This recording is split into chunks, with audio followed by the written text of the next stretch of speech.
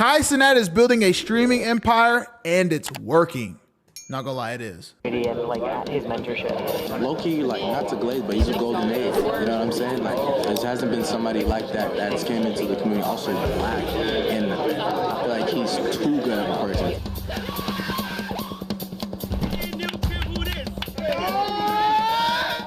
He was just always motivated, always grinding. He never stopped. He didn't care about like outside. He always brought outside inside. Give me a whole life. Made by Cenat.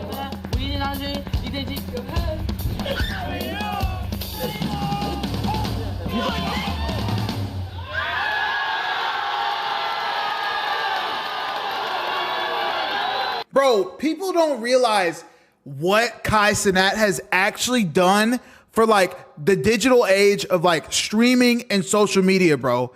Kai is literally like, I talk about breaking new heights for myself.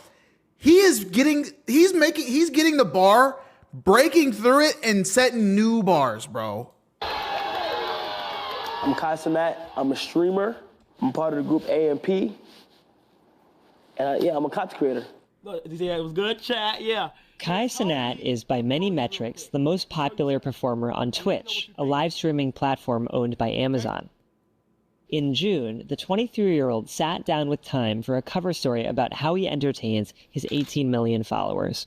I think the reason why kids and people... 18 million people, chat. 18 million people follow Kai on Twitch. That is 6 times the amount of people in Dallas, bro, in the Metroplex. People in general just love watching my streams because, I don't know, I'm always up to something like new or like, it's very unexpected in what I'm about to do the next stream. Damn! Oh my God! So the first time I know that Kai's there was, like 22, I watching think. me at one point, or like it was surfing the internet a lot, was like locally, like back in the Bronx, I used to make these skits. But then when I started streaming, one of the craziest, most viral clips was a mice running in the back of my room. And everybody that was on Twitch at the time found out about it. Like clips went everywhere. You got rats living in your crib. And like all the attention was on me. And since then, like it's been crazy. Following that mouse moment, Kai You has see had what I'm dozens saying, of bro? viral hits. He often streams for days and nights straight, uninterrupted. I'm just one not to quit. Even with like, you can see with my gaming marathons, I do these gaming marathons and I don't quit. Like I just keep playing until I beat the game. And like the longest I've been in was like 7 days straight, just fighting bosses over and over. Like it's so crazy. So like, I am determined. Kai dropped out of college and committed himself to content creation after his campus shut down during the pandemic. He was able to tap into a generation of kids who were stuck at home, seeking entertainment and connection. You did choose. I just don't want to let my community down. My day one subscribers, my day one followers, the people that's been supporting me since college, like that knows me, like Kai's from New York, Kai went to college, he dropped out, we joined AMP, just that. Kai has turned hanging out in his room. I think this is cool because a lot of people don't actually realize like what goes into streaming and what necessarily like it takes to stream. People just kind of see the outcome. They don't really see the back end of it. So I kind of hope this shows like a little bit of like, okay, it takes all this to produce this, or it takes this much effort to produce a 30-second clip. You know what I'm saying? Into a multi-million-dollar empire, and it's transforming streaming into a formidable hybrid of talk show, interactive game show, and reality TV. In 2021, he coined the term Riz. 2 years later, Oxford University Press named it the Word of the Year. Would you like to go on a date with me? Are you asking for real? Yeah. Riz, I think it's cringe now, but it is game, like spitting game or like, you know, like how you are in certain situations. Oh no. Cenat earns an estimated $4 million a year through his streams. He's also He said that's not true. inked lucrative deals with brands I think he capped. like Nike and McDonald's. I think that's just the New York in me. Like, I feel like everybody from New York is like, we all hustlers at the end of the day. I don't want to be the richest in the world. I just want my my career to just have an impact on people's lives. Like, when everything is all said and done with, I just want to complete everything I wanted to. In May See, bro, that's the same thing that I think about too. Like, of 2020, people tell me all the time, like, yo, what are you getting from streaming? Like, what are you this, and this? Bro, if I can motivate one person a day per stream, whether it's through a TikTok, YouTube video, to start doing something that they want to do, I feel like I've won. That's why I don't really care. I don't even chat. I never see how many viewers are on our streams. I don't care. As long as I see that I'm motivating at least one person a day to create content or grind towards whatever they want to do, that's how I know I'm winning. To me, that's a win. Cenat gathered 130 content creators on the campus of Akron University for a 4-day event which he called Streamer University. He paid airfare and housing for all the attendees, who came from all over the world to help him create thousands of hours of content. Streamer University, class of 2025. First class, y'all know how we come in, bringing it. We fly though. And we fly though, and I go loud. What's your name you stream by or Momo? Streamer University, man. One of the projects that I'm so happy I've done. I know the feeling of being. That was crazy, and I just bro. know, like, yo, like, how bad they want it. I've been talking about that since 2022 as an idea, and here we are in 2025, and it finally happened. And I did not think it was gonna be as big as it is right now, but it is, and it's like one of my proudest pieces of work. 538, second window. What a deal. This year, Goldman Sachs estimated Streamer that there University are was 67 insane. million content creators globally, forming a multi-$100 billion industry. 67 million content creators worldwide. And you know, when you put that into perspective, you're like, dang, that's a lot of people. 18 million people follow Kai. 18 million people follow Kai. So if you think about how many people he's influencing every day to stream, create content, that's why people say streaming and stuff is so saturated, because every day there's a new person trying to stream. And that's why they say you have to find something that separates you from everybody else. You have to do something that nobody's done, which is so hard to do, which is exactly why they say being a streamer is so hard. What is it like seeing streamer culture grow so big compared to you guys being on YouTube? It reminded me of like everybody that wanted to rap at one point. Like you know how the rappers had everybody want to rap? It's like streamers, everybody want to stream, pick up a camera now. And I feel like it's because there's a lot of personality in this world. And it's black. I feel like Twitch or streaming is diverse. The diversity is crazy. Opening the doors to where it's not just, oh, I'm going to take this success for myself. I'm going to provide an opportunity for everybody to make their own success and be on the same level as me. And I think that's incredibly inspiring. If y'all haven't been to college, this is going to be a real simulation of how college goes.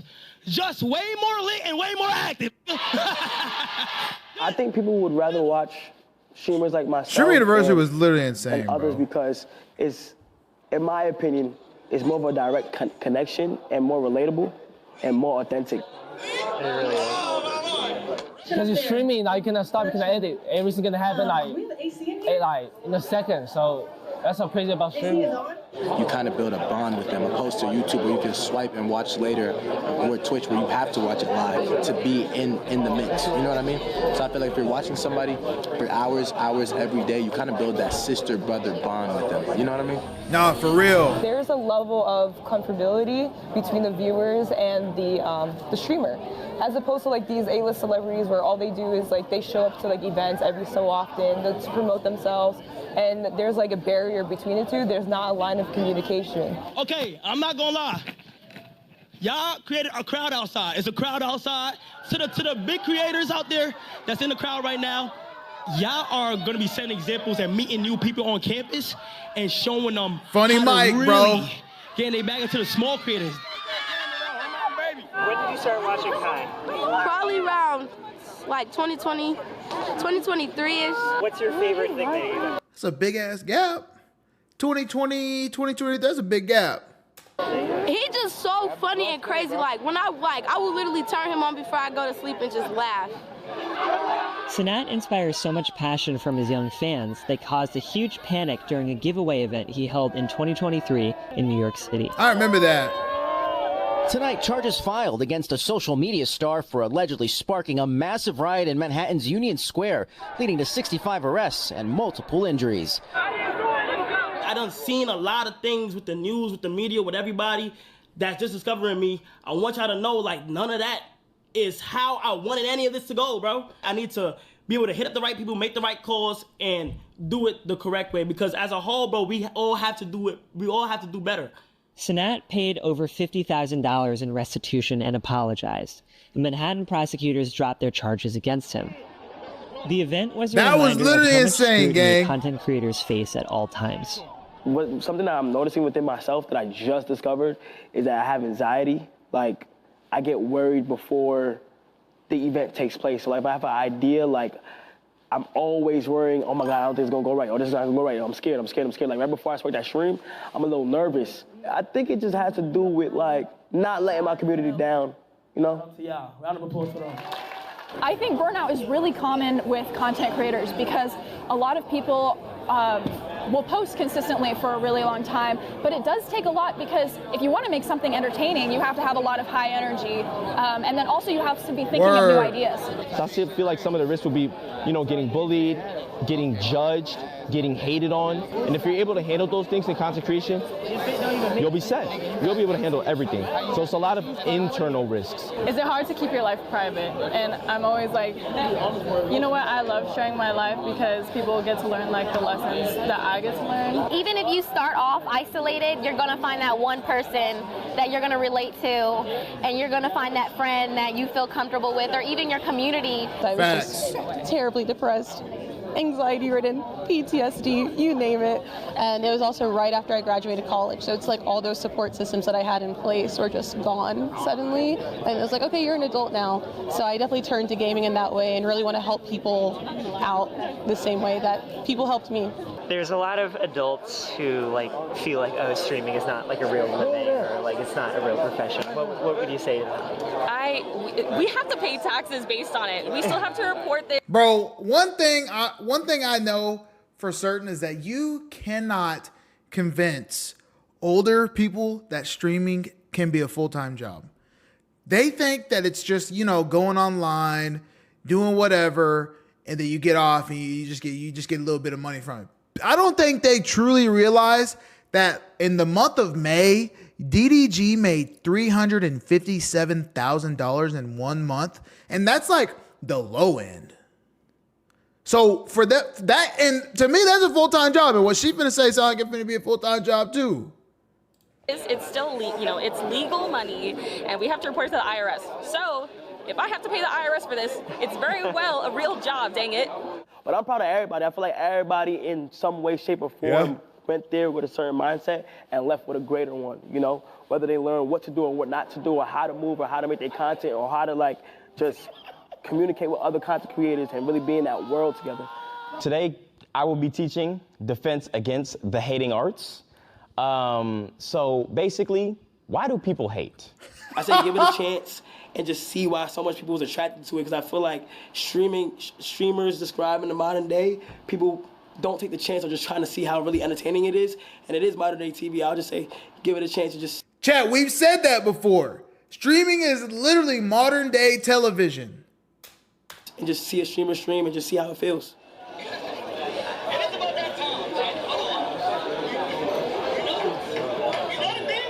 27 million hours.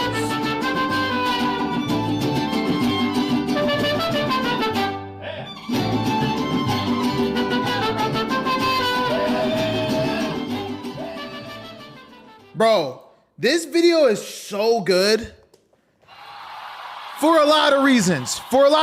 Right? That's a good video because listen, bro. People don't realize exactly what goes on to be a streamer. They think, it's just, oh, let me spark stream and then that's it. And whatever happens, happens. No, bro. There is so much more to streaming. You got to plan things out. You got to figure out when you're going to do it. When you're going to do it isn't really, that's part of planning, but you got to figure out what you're going to do. You got to figure out how you can make it separate from other, like separate yourself from other streamers. And it's so much planning that goes into it. It's like streaming is one thing, but planning streams is a completely different part of it. So mind you, I get off stream, I'll hit up Coda.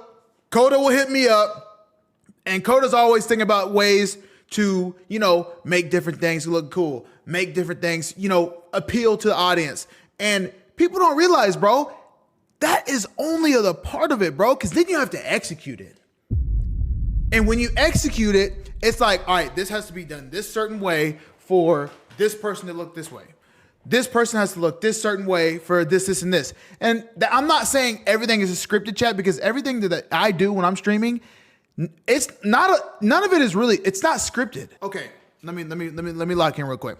What we do is we plan the skeleton, and whatever happens on the inside happens. You feel me? So if I go IRL and somebody comes up to me and does something and it makes it, and like it turns into a crazy clip, none of that is planned. None of that was planned. It's all genuine. And that's what I feel like people don't necessarily realize when it comes to streaming, is like some of it is scripted. Like when you go a little higher up, yeah, some of that is definitely scripted. Like the AMP Clover Boys War, that's a little bit scripted. I'm sure they have some sort of renovations going on to the house and they just were like, let's tear the house up. Yeah, for sure. But streaming is so cool because it's like that girl said, it's a direct streamline to us, the streamers. So if somebody, you know, that's why people create parasocial relationships, because they're like, oh, okay, bet. Yeah, I like, you know, this, and this. And I'm going to talk to this person. And that's why people get so connected to these streamers, is because they feel like they're talking directly to us. And that's what struck me in 2019 when I started watching. I was watching Agent in 2019 and 2020 when he was just doing like Call of Duty stuff, like small stuff like that. And I was like, yo, this dude's dope. And it's cool to see where he is now. So I think that's a good video because it really kind of shows the back end of what goes on behind streaming and what, you know, that's kind of stuff. So I don't know. W video, bro.